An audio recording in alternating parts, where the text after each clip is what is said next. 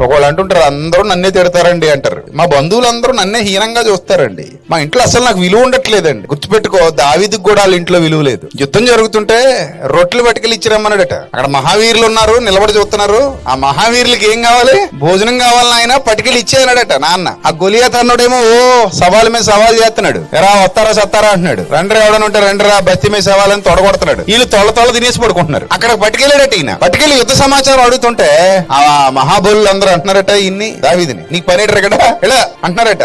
ఎవరైతే అవతలవో అన్నారో వాళ్ళందరికీ దిక్కైపోయాడు. చివరికి ఎవరైతే పోరా బడివో మా భోజనం ఇచ్చేసి గెట్ అవుట్ అన్నారో వాళ్ళందరికీ తల్లో మాణిక్యంలా కూర్చున్నాడు. నిజమే, దేవుడు ఒకవేళ నిన్ను ఎన్నుకుంటే, దేవుడు నిన్ను హెచ్చించడం మొదలు పెడితే నీ ఆశీర్వాదాన్ని ఎవ్వడూ ఆపలేడు. నీకు వచ్చే దీవెనను ఎవ్వడూ అడ్డుకోలేడు.